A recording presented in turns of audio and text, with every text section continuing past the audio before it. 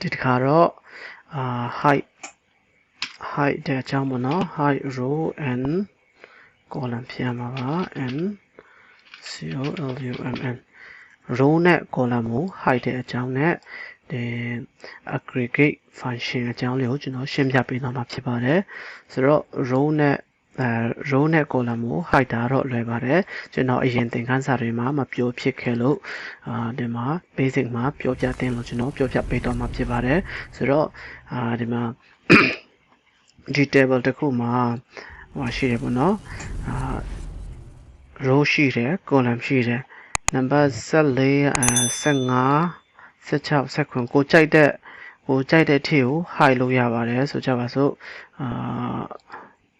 15နဲ့18လောက်ထိ high ခြင်းဒီကောင်ကို select လုပ်လိုက်ပါ row အားလုံးကို select လုပ်လိုက်ပါ19ထည့်ကျွန်တော် high ခြင်းအပေါ်မှာ right click ကိုနှိပ်ပါပြီး high ဆိုရင်14 15 16 19ကပျောက်သွားပါပြီအဲ့မှာဆိုရင်လည်း18ဒီ number 18ပေါ့နော်18 19 20 21 19 20 21ကပျောက်နေပါတယ်ဆိုတော့ column ကို high လုပ်ချင်လဲဒီနေ့တိုင်းပါပဲကျွန်တော်မြန်မာစာနဲ့အင်္ဂလိပ်ကိုcolumn ကို high လုပ်ချင် right click နှိပ်လိုက်ပါပြီးရင် high ကိုနှိပ်လိုက်ရင်ဒီမှာမြင်ရတော့မှာမဟုတ်ပါဘူးဒီမှာ row ဒီ column တိုင်းတွေမှာလည်း I J K J နဲ့ K နဲ့ပျောက်သွားပြီပေါ့နော်ပြန်ပြီးတော့ဖော်ခြင်း select ပြန်လုပ်ရပါမယ်ဒီအရှိရတစ်ခုနဲ့နောက်ကတစ်ခု select လုပ်ပြီးတော့ unhide ပြန်လုပ်ပေးရပါမယ်ဆိုတော့ဒီကနေလဲ18ကနေ22ထိပြန်လုပ်ပြီးတော့ဒီနေ့ unhide ဒါ hide လုပ်တာနဲ့ unhide လုပ်တာပေါ့နော်ဖျောက်ထားလို့ရပါတယ်နောက်တစ်ခုက aggregation function aggregate function ပေါ့နော် aggregate function ကဘာလဲဆိုတော့ကျွန်တော်တို့ဒီမှာ filter လုပ်တဲ့ချိန်မှာlargest smallest ဒါမှမဟုတ်ဒီ sort လုပ်တာပေါ့နော် sort လုပ်တဲ့ချိန်မှာsort လုပ်တာတော့ကိစ္စမရှိဘူးပေါ့နော် sort လုပ်တဲ့ချိန်မှာအမှ number လေးတွေကပြောင်းသွားပါတယ် number အစင်လိုက်လေးတွေကပြောင်းသွားပြီပေါ့နော် filter လုပ်တဲ့ချိန်မှာလည်း high ဖြစ်သွားပါတော့အမှ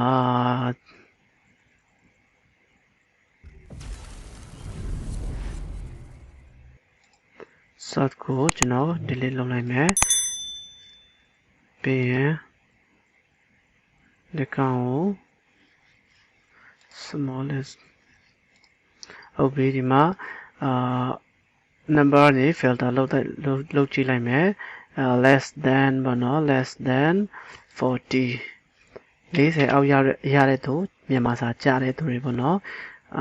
မြန်မာစာကြားတဲ့သူတွေကို filter လုပ်လိုက်မယ်ဆိုရင်ဒီမှာ9ရယ်9ရယ်10ရယ်22အဲ့လိုကဏ္ဍတွေလည်း filter ဖြစ်တဲ့အတွက်ကြောင့်ဒီ row တစ်ခုလုံးကို filter လုပ်ပေးလိုက်တဲ့အတွက်ကြောင့်နံပါတ်တွေက1 2 3 4အစင်လိုက်မလာတော့ဘူးเนาะဆိုတော့နောက်တစ်ခု clear ပြန်လုပ်ပြီးတော့ပို့ပြီးတော့ရှင်းသွားအောင်number greater than လုပ်ကြည့်မယ်75 85အထက်ရတဲ့သူတွေပေါ့เนาะဒီမှာတော့နည်းနေတယ်ဗျဆိုတော့60အထက်ရတဲ့သူကိုလုပ်လိုက်မယ် greater than 60 60အထက်ရတဲ့သူကိုလုပ်ကြည့်လိုက်မယ်ဆိုတော့60အထက်ရတဲ့သူတွေနံပါတ်3ရှိတယ်6ရှိတယ်8ရှိတယ်9ရှိတယ်ဒီကောင်တွေကိုကျွန်တော်တို့ filter လုပ်တဲ့ချိန်မှာဒါမှမဟုတ်ဒီ sort လုပ်တဲ့ချိန်မှာစီးတဲ့ချိန်မှာဒီကဏ္ဍနံပါတ်လေးတွေကို1 2 3 4 5 6 7 8 9 10ဆိုပြီးတော့အစင်လိုက်ပေါ်စီခြင်းဘာလေး3လေးရှိလဲဆိုတော့ဒီ aggregate function ကိုအသုံးပြုလေးရှိပါတယ်အဲ့ဒီ function ကိုအသုံးပြုပေးလိုက်မယ်ဆိုရင်တော့အဲ့မှာ1 2 3 4 5 6ဆိုပြီးတော့ထွက်လာမှာဖြစ်ပါတယ်ဆိုတော့ဒီကောင်လေးကိုကျွန်တော် clear လုပ်ပေးလိုက်မယ်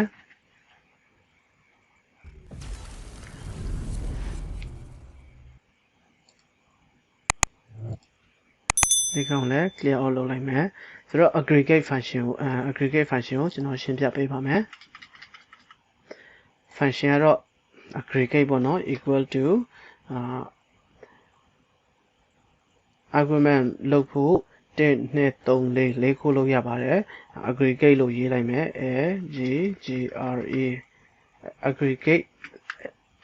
တက်ဖို့နှိပ်လိုက်ပါတက်ဖို့နှိပ်ပြီးတော့အမှ option လေးတွေရွေးဖို့နေရာရှိပါတယ် function number ဆိုတဲ့နေရာပေါ့နော် function number function လောက်ဆောင်ချက်12ခုရှိပါတယ် count average လောက်တာရယ် count ရယ် count ရယ် maximum minimum အစရှိသဖြင့်ပေါ့နော်ဒါတွေကတော့ဒီ advanced excel မှာအသေးစိတ်ကျွန်တော်ပြန်လည်ရှင်းပြပေးပါမယ်ဆိုတော့အခုတော့လိုအပ်တာလေးပဲကျွန်တော်အရင်ရှင်းချင်ပါတယ်ဒီကိုကဘာလုပ်ချင်လဲ count လုပ်ချင်တာပေါ့နော် count လုပ်ချင်တယ်ဆိုရင်2ကိုရွေးလိုက်ပါ2ကိုရွေးတယ်ပေါ့နော်ပြီးရင်function number ရွေးပြီးဆိုတော့ option ထပ်ရွေးရမှာဖြစ်ပါတယ်အမှ comma လေးခံပေးလိုက်ပါဒီမှာလည်းပြထားပါတယ် comma ခံပြီးရင်အမှရွေးချယ်စရာ9ခုလုပ်ပေးထားပါတယ်ဒီ ignore nested subtotal and aggregate function ဒီ nested subtotal တို့ဒီဒါတွေကတော့ကျွန်တော်မတင်သေးတဲ့အတွက်ကြောင့်ကြော်ပေးလိုက်မယ်number 5 ignore hidden row ဆိုတဲ့ဟာလေးကိုရွေးပေးရမှာဖြစ်ပါတယ်ဒါဖြစ်လို့ဆိုတော့ကျွန်တော်တို့ဒီ filter လုပ်တဲ့ချိန်နဲ့ sorting လုပ်တဲ့ချိန်မှာ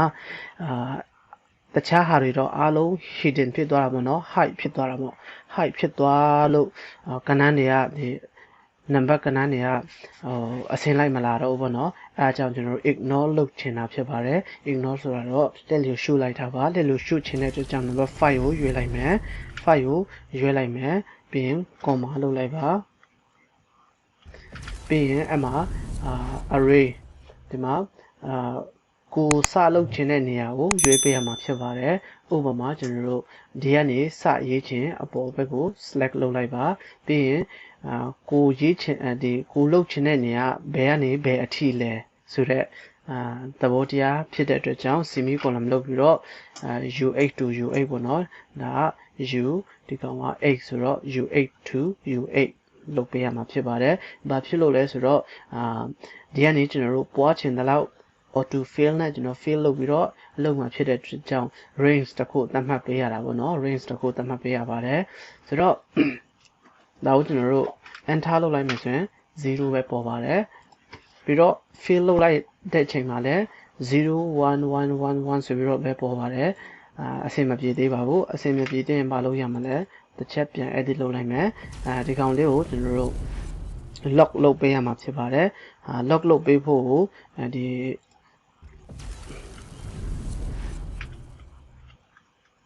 OSK on screen keyboard နဲ့ကျွန်တော်ပြလိုက်မယ်ဆိုတော့ဒီ laptop ဒီမှာတော့ function key ကိုနှိပ်ပေးမှသာလျှင် F1 F2 ပေါ်တယ်ပေါ့နော် desktop computer နဲ့ external keyboard ဒီမှာတော့ဒီ F1 F2 F3 F4 ဒီကောင်လေးကိုနှိပ်ပေးရပါမယ်ဒီကောင်လေးနှိပ်ပေးရမယ်ပေါ့နော် F4 ပါဆိုတော့ဒီကောင်လေးကိုကာစာချလိုက်ပါ F4 ကိုတစ်ချက်နှိပ်လိုက်ပါဒါဆိုရင် U ကပါလဲ row column ပေါ့နော် U column ကိုလည်းကျွန်တော်တို့ lock လုပ်ထားတယ်ဒီ8ဆိုတော့ row တွေကလည်း lock လုပ်ထားတာပေါ့နော်ဒီကောင်ကတော့ကျွန်တော် advanced excel မှာအသေးစိတ်ပြန်လဲရှင်းပြပေးမှာဖြစ်ပါတယ်ဒီကောင်ကတော့နားလဲချင်မှနားလဲပါလိမ့်မယ်ဒါပေမဲ့ဒီတိုင်းလေးပဲမှတ်ထားလိုက်ပါဒါကို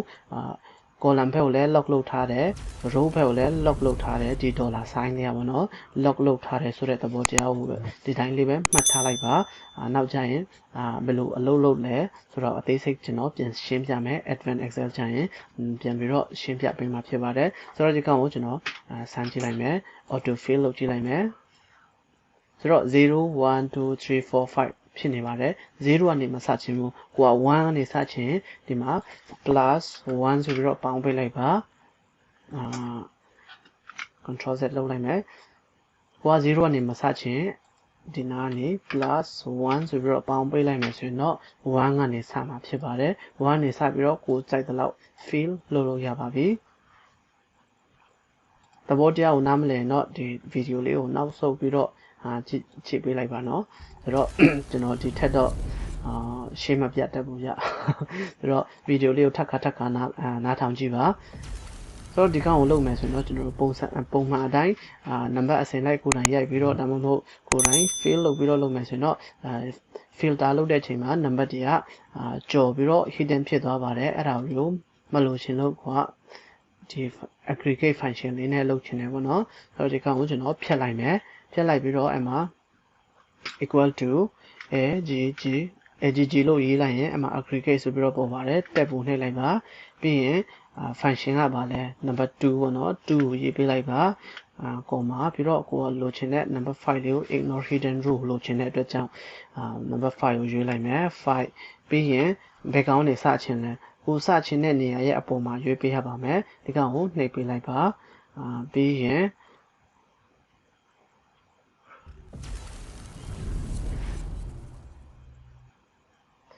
ဒါဆိုရင်တော့တိတ်အဆင်မပြေရဟို table ရဲ့ဟိုဖြစ်နေလို့ပေါ့နော်ဒီကောင်က lock လို့မရဘူးဖြစ်နေတယ်ဒါပေမဲ့ကျွန်တော်စမ်းကြည့်လိုက်မယ် plus 1ပေါ့နော်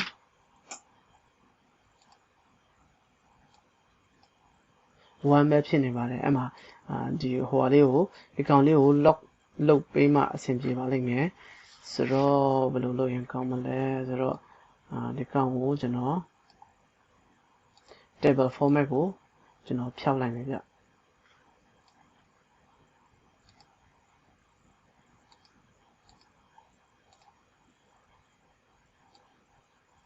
ရိုးလေးနဲ့ပဲလုပ်လိုက်မယ်နော်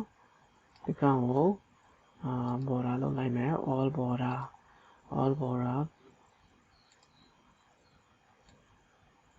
ပြီးရင်ဒီကောင်ကို color လေးလုပ်ပေးလိုက်မယ်စိမ်းအောင်လေးထားလိုက်မယ်နော်ဆိုတော့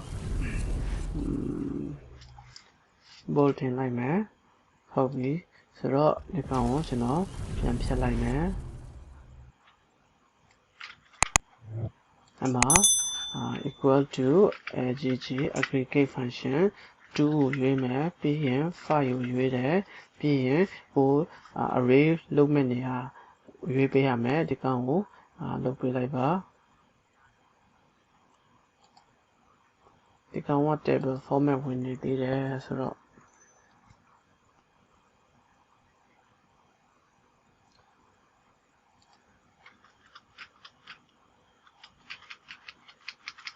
table format ဝင်နေတယ်ဆိုတော့ကျွန်တော်တို့ဒီကောင်လေးကိုကျွန်တော် select လုပ်ကြည့်လိုက်မယ် column G4 ပေါ့နော်ဒီကောင်ကို lock လုပ်မယ်ဆိုရင် keyboard ပေါ်ကF4 ကိုနှိပ်ပေးလိုက်ပါပြီးရင် grouping မယ် plus 1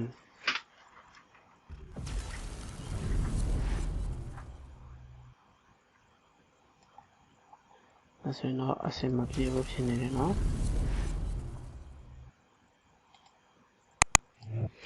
ဆိုတော့အဆင်မပြေဘူးဆိုတော့ကျွန်တော် back ပဲဆုပ်လိုက်မယ်နီလန်းတော့ရှိပါတယ်ဘယ်လိုလုပ်ရမလဲဆိုတော့ဒီကောင် delete လုပ်လိုက်မယ်ပြီးရင် equal to aggregate 2 5အမှာဒီကောင်ကျွန်တော်တို့ select လုပ်လိုက်ရင် table format ဝင်နေတဲ့အတွက်ကြောင့်အဆင်မပြေဘူးပေါ့နော်ဆိုတော့ဘယ်လိုလုပ်မလဲ h column မှာရှိတဲ့ h column နဲ့ row 4မှာရှိတဲ့ဟာဆိုတော့h4 ကိုယ်တိုင်ရိုက်ပေးလိုက်ပါပြီးရင် column h4 ဆိုပြီးတော့ရေးပေးလိုက်ပါပြီးရင်ဒီကောင်ကို lock ချမှအဆင်ပြေမှာဖြစ်တဲ့အတွက်ကြောင့်ဒီကောင်ကို cursor ချလိုက်ပါပြီးရင် f4 နဲ့ lock ချပေးလိုက်ပါဒါဆိုရင်ပြီးသွားပြီပေါ့နော်ပြီးသွားပြီဒါပေမဲ့ကျွန်တော်တို့1ကနေစချင်တဲ့အတွက်ကြောင့် plus 1ဆိုပြီးတော့တိုးပေးလိုက်ပါဒါဆိုရင်1ဖြစ်သွားပြီဆိုတော့အောက်ကိုနည်းနည်းဆင်းလိုက်ပါအောက်ကိုနည်းနည်းဆင်းပြီးတော့ filter လုပ်လိုက်ပေါ့နော်ဒါဆိုရင်29ခုအဆင်ပြေသွားပါပြီဆိုတော့ကျွန်တော်တို့ filter လုပ်ကြည့်လိုက်မယ် filter number ကို fill လုပ်ကြည့်လိုက်မယ် filter လုပ်ကြည့်လိုက်မယ်less greater than နဲ့စမ်းကြည့်မယ် greater than 60ဆိုပြီးတော့စမ်းကြည့်လိုက်မယ်ဆိုတော့အဲ့မှာပုံမှန်ဆိုရင်အဲ့မှာဒီအဆင်လိုက်မလာဘူးပေါ့နော်ခုနကတော့ aggregate function ကိုအသုံးပြုလိုက်တဲ့အတွက်ကြောင့်1ကနေ7ခုအထိအဲ့လိုတည်တက်လေးရရှိသွားပြီဖြစ်ပါတယ်ဆိုတော့နားမလဲလို့ဆိုတော့2ချိန်3ချိန်ကြည့်ပေါ့နော်ဆိုတော့အားလုံးအဆင်ပြေကြပါစေ